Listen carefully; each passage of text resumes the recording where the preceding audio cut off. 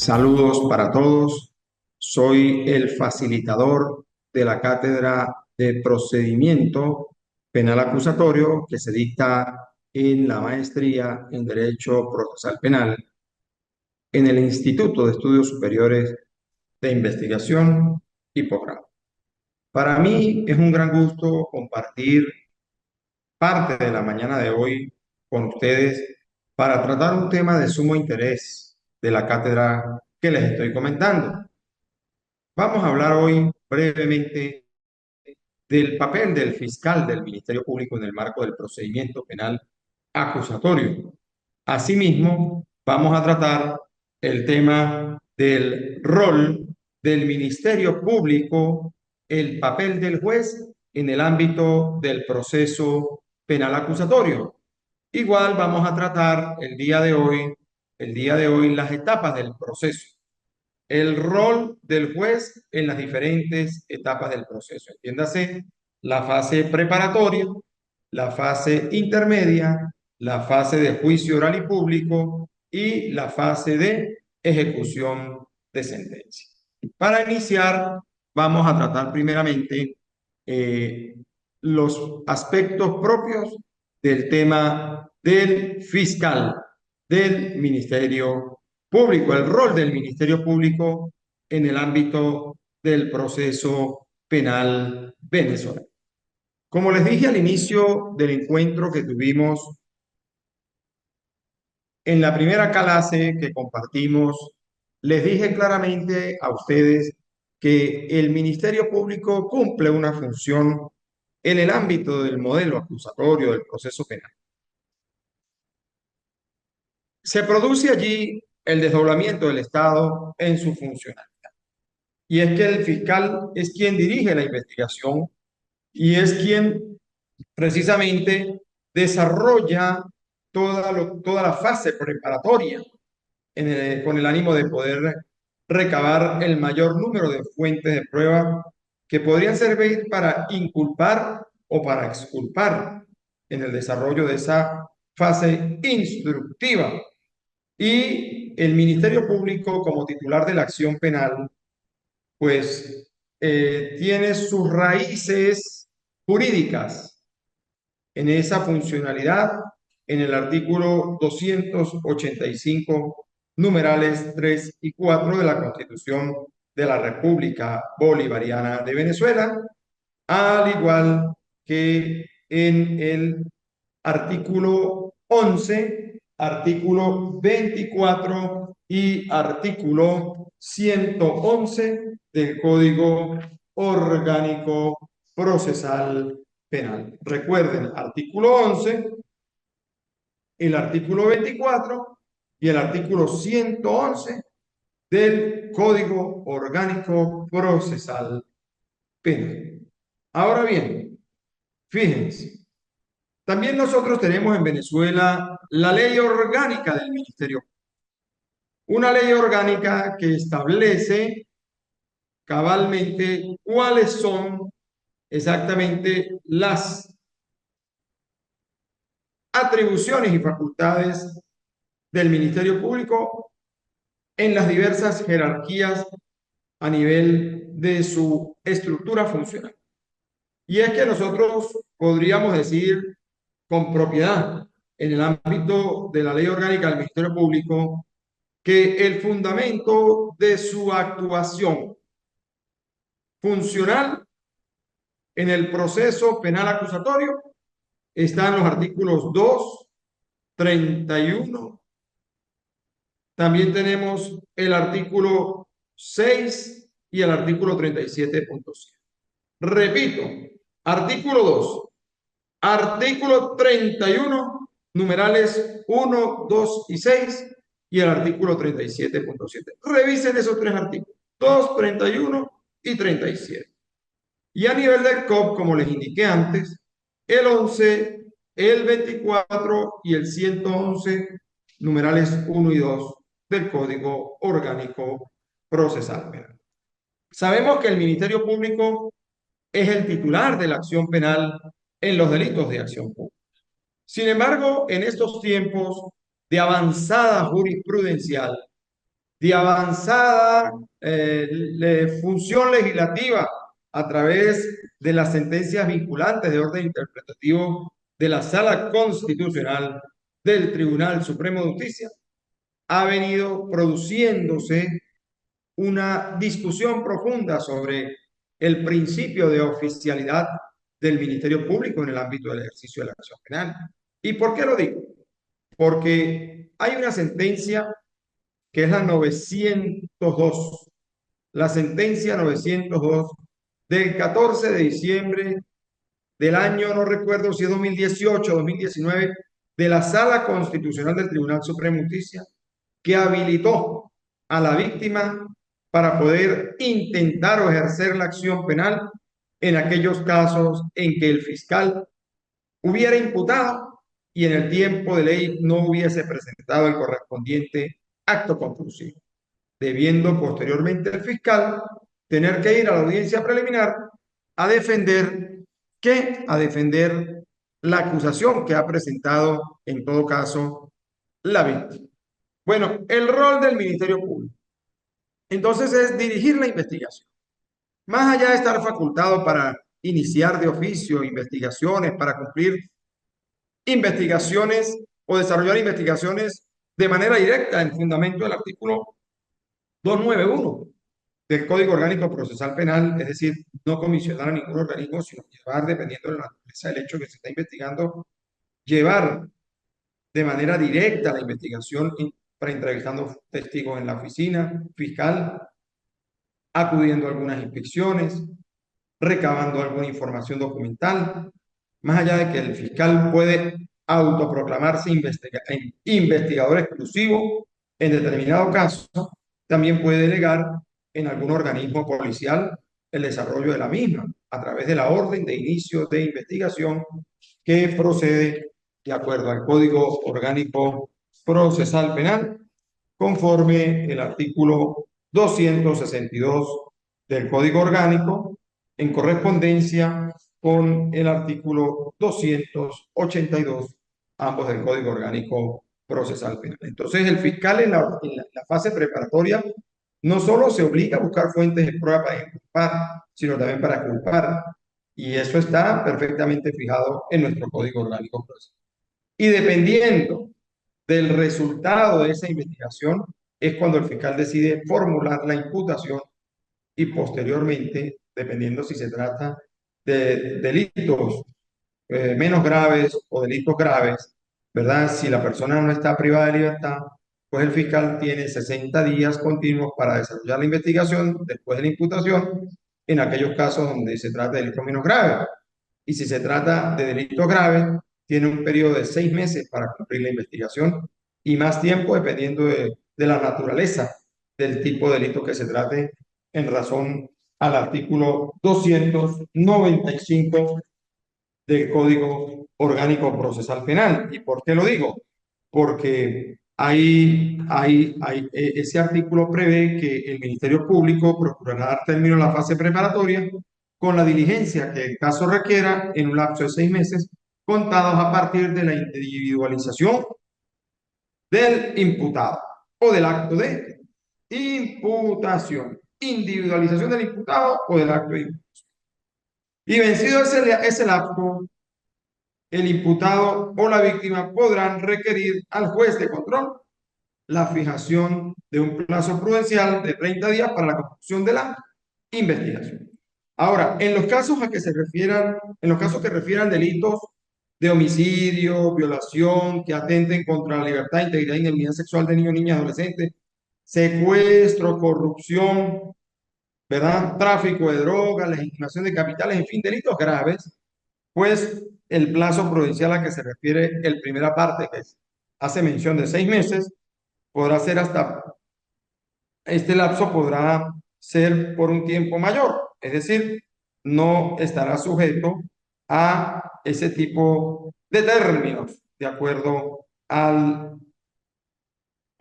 artículo 295 del Código Orgánico Procesal Penal. Ahora bien, vamos a considerar en todo caso que el fiscal ha presentado el escrito acusatorio. contra la persona, contra el imputado. A partir de allí, si nos encontramos en el marco del procedimiento ordinario o del procedimiento para el juzgamiento de delitos menos graves, o en el procedimiento donde se producen, o especial para el tratamiento de los delitos de género, pues comprendemos que hay cuatro etapas dentro del proceso. Y es, primera etapa, la fase preparatoria de investigación. Segunda etapa, la fase intermedia, que es donde tiene lugar la audiencia preliminar. Tercera etapa, la fase de juicio oral. Y cuarta etapa, la fase de ejecución de sentencia. En esas cuatro etapas va a intervenir el fiscal del ministerio. En Venezuela tenemos a los efectos de la investigación los fiscales de investigación. Una vez que el fiscal de investigación decide acusar, pasa a conocer en la etapa intermedia, que es la preliminar, un fiscal con competencia en fase intermedia y juicio. Y de superar la fase intermedia, pues entraremos en la fase de juicio y el mismo fiscal que acudió a la etapa intermedia, a la preliminar, a presentar oral y formalmente la acusación, tendrá que ir al juicio a defender la acusación y a practicar, pues, a promover o practicar los medios de prueba y el debate como tal que se produce durante esa etapa procesal. Y posteriormente, ya si la persona es condenada o si es condenada, pues entraremos en la fase de ejecución de sentencia y para eso el Ministerio Público tiene los fiscales en materia de derechos humanos con competencia en ejecución de sentencia. Y ya el caso pasaría a manos de un juez de ejecución de sentencia, que es quien va a controlar el cumplimiento de la pena de la persona que ha sido hallada culpable y ha sido condenado. Entonces, el fiscal, más allá de tener la función de dirigir la investigación, de ejercer la acción penal en el marco del procedimiento penal acusatorio, también tiene la obligación de ser un garante de la constitucionalidad y de la legalidad, es decir, él debe velar porque los derechos del justiciable en el desarrollo del proceso no se quebranten. Y eso tiene que ver exactamente con el derecho humano o mejor dicho, con la garantía para el ejercicio del derecho humano del debido proceso dispuesto en el artículo 49 de nuestra Constitución. Ahora bien, fíjense, ya hablamos del fiscal. Hablemos del juez. Hablemos del juez. Nosotros en el marco del procedimiento penal acusatorio tenemos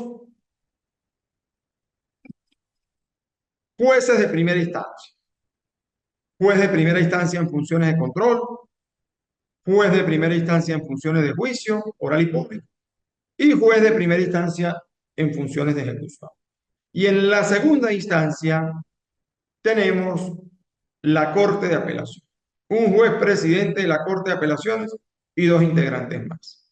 Los tres son jueces superiores. Ahora, en el marco de la fase preparatoria,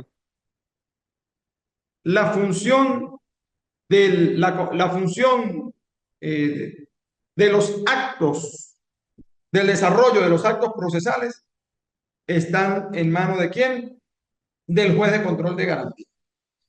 Y yo lo denomino así, juez de control de garantías. ¿Y por qué?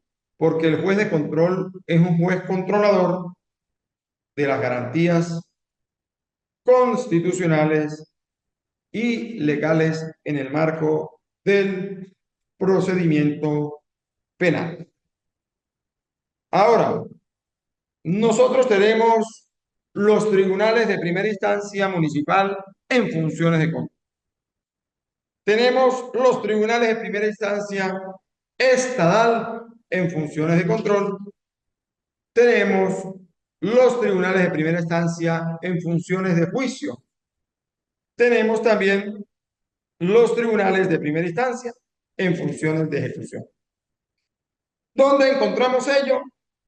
En los artículos 65, 66, 67 y 68 del Código Orgánico Procesal Penal. Fíjese, de la competencia de los tribunales de primera instancia municipal en funciones de control penal, el conocimiento, pues, de los delitos de acción pública, cuyas penas en su límite máximo no superen, no excedan los 8 años de privación de libertad. Y los tribunales de primera instancia en funciones de control estatal van a conocer aquellos delitos cuyas penas en su límite máximo excedan de 8 años de privación de libertad,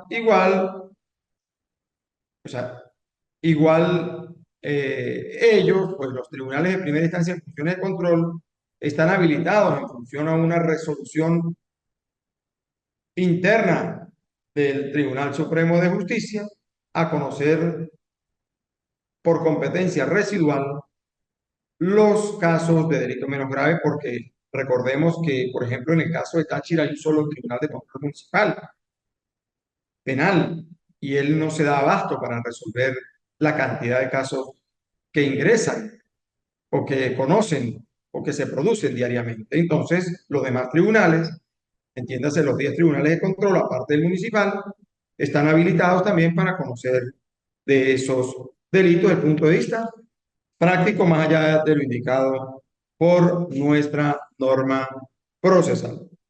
Y los tribunales de primera instancia en funciones de juicio establecen pues que la fase de juicio en aquellas causas provenientes de los tribunales de primera instancia en funciones de control, pues serán ellos los competentes para conocer esa etapa subsiguiente del juicio oral y público. Entendamos que son aquellas causas que devienen del Tribunal de Primera Instancia en funciones de control municipal y del Tribunal de Primera Instancia en funciones de control estatal. También los tribunales de primera instancia en funciones de juicio pueden conocer en materia de amparo cuando la naturaleza del derecho o de la garantía constitucional violado o amenazado de violación sea afín con su competencia natural, salvo que el derecho o garantía se refiere a la libertad y a la seguridad personal, que en todo caso corresponderá al tribunal de primera instancia en funciones de control, como bien se sabe. Bueno, y en cuanto al tribunal de ejecución de sentencia, debemos señalar lo siguiente. Fíjese, los tribunales en materia de función los tribunales de primera instancia en función de ejecución, a ellos les corresponde ejecutar o hacer ejecutar las penas y medidas de seguridad que han sido dictaminadas o sentenciadas o fijadas por los tribunales de primera instancia en funciones de juicio o inclusive de control cuando se han dado por vía del procedimiento especial por admisión de los hechos. Así también como garantizar los derechos fundamentales del privado de libertad en los centros de reclusión, entiéndase, centros penitenciarios, centros de detención preventiva, asignándosele por lo menos un juez por cada centro de reclusión o centro penitenciario para que se cumplan tales fines conforme a lo dispuesto en el Código Orgánico Procesal Penal y en la ley. El proceso penal. Mire, vamos a hablar del proceso penal. El proceso penal en Venezuela tiene varios procedimientos, varias formas de actuar. Tenemos el procedimiento ordinario, tenemos el procedimiento abreviado, tenemos el procedimiento especial para el juzgamiento de delitos menos graves, tenemos el procedimiento especial para el juzgamiento de delitos de género, tenemos el procedimiento abreviado, tenemos el procedimiento para el enjuiciamiento de delitos a instancia de parte agraviada, tenemos el procedimiento para el ejercicio de la acción civil de reparación de daños y perjuicios como consecuencia del hecho penal. Tenemos el procedimiento para el juzgamiento de faltas penales. Tenemos el procedimiento para la aplicación de medidas de seguridad. Son muchos los procedimientos que se manejan en el ámbito del proceso penal venezolano. Nosotros hemos hecho hincapié, en este caso, del procedimiento ordinario, del procedimiento especial para el juzgamiento de delitos menos graves, del procedimiento para el juzgamiento de delitos de género, porque son los modos procedimentales que albergan las cuatro etapas necesarias dentro del proceso penal, como es la fase de investigación, la fase intermedia, la fase de juicio y la fase de ejecución de sentencia. Por otra parte, debo indicar que en el marco del modelo acusatorio, nosotros como abogados en ejercicio e integrantes del sistema de justicia, tenemos la obligación, al igual que el Ministerio Público y que el mismo juez, de obrar con pulcritud, con honestidad, con mero respeto a la ley, haciendo valer siempre el principio de legalidad. Y es que esa no es otra. Y es que esa debe ser la directriz operativa de todos los integrantes del sistema de justicia, porque recordemos que la justicia es un valor supremo. Y más allá de ser un valor supremo, debemos comprender también la necesidad que hoy día existe sobre algo que a lo mejor se ha perdido, como lo es el interés público de la justicia. Debemos incentivar el interés público de la justicia. ¿Y cómo podemos lograr eso? A través de comportamientos sensatos, a través del respeto a la ley, para poder recuperar verdaderamente la credibilidad en el funcionamiento del sistema de justicia. En la medida en que nuestro sistema de justicia funcione cabalmente, en esa medida la gente se interesará más por recuperar ese valor supremo del interés público de la justicia. Yo tuve la experiencia de ser fiscal del Ministerio Público durante cerca de 21 años. Me jubilé en el año 2020 y cumplí mi función de manera cabal con varias competencias. Y siempre uno a nivel de los procesos cumplidos, de los procedimientos ejecutados, trató siempre de hacer valer la integridad de la ley, el principio de legalidad, el resguardo de los derechos humanos del justiciable, hacerle entender a quien se veía incurso en un hecho punible de que su presencia allí no obedecía a un hecho atribuible al Ministerio Público o al juez o al defensor, sino a su propia conducta y que precisamente en ese ámbito de la administración de justicia, pues los diversos entes cumplíamos un rol distinto dentro, en razón a cada organismo al cual representamos, y es que el fiscal, le explicaba yo a ellos en muchos casos, tenía la función de investigar, de dirigir la investigación, de recabar las fuentes de prueba para determinar si esa persona que estaba allí siendo presentada había incurrido o no en la presunta comisión del hecho punible. El defensor tenía también su tarea, como es defender al sujeto activo del delito y atacar desde el punto de vista legal y procesal, entendiéndose ello de buena manera, la teoría que planteaba la Fiscalía para derribar su planteamiento y poder hacer ver la inocencia de su defendido. Y el juez, como árbitro, debía apreciar lo alegado por cada parte a los fines de poder tomar una decisión en el caso. Miren, con respecto a la primera unidad en la que nosotros vimos el tema de los principios estructurales del modelo acusatorio, donde hablamos del principio del juez integral, el principio acusatorio y el principio de igualdad de cargas o el principio de igualdad de armas en el proceso penal, pues allí yo fijé una asignación, ¿verdad? Y creo que ya ustedes la cumplieron, que es el ensayo sobre el significado e importancia de los principios estructurales del modelo acusatorio. En esta segunda tarea, pues segundo módulo, yo les estoy planteando a ustedes que realicen un esquema donde fijen el rol del juez en las cuatro etapas del procedimiento penal ordinario. ¿Y dónde pueden encontrar eso? Al principio de la clase se los... Ubíquense desde el artículo 65 al artículo 69 del Código Orgánico. Ahí van a encontrar el rol primario de los jueces en el ámbito de sus competencias y podrán complementar con otros artículos del Código Orgánico. Por ejemplo, el juez de control es aquel ante quien se presenta la persona que ha sido detenida en estricto estado de flagrancia.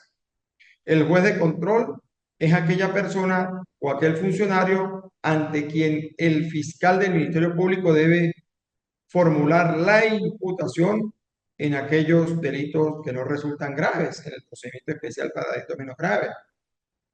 Porque recordemos que de ser grave el delito y la persona encontrarse en libertad, pues la imputación debe formularse en la sede fiscal ante el fiscal del Ministerio. Aparte de todo, el juez de control puede perfectamente fijar audiencias especiales con el ánimo de ejercer el control de la investigación conforme lo dispone el artículo 264 del Código Orgánico Procesal Penal. El control judicial corresponde a quién? Al juez de control. ¿Ante quién se pueden interponer las excepciones o las nulidades en la fase de investigación? Ante el juez de control. Entonces, vamos a ubicarnos en ese contexto. Vamos a precisar cuáles son, cuál es el rol de los jueces en las diferentes etapas del proceso penal.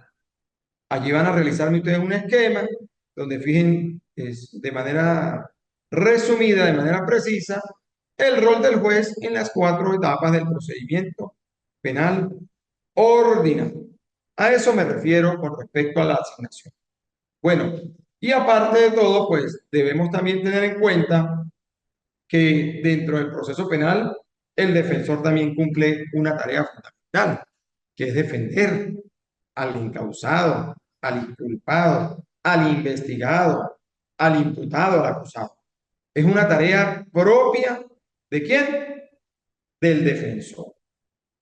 Y allí nosotros podemos traer a colación esa frase o esa nueva tendencia de la carga dinámica de la prueba, que dicen, algunos dicen, no, la carga de probar es solo el fiscal. No, pero es que el defensor también tiene que defender. De lo contrario, generaría un estado de indefensión para su representado.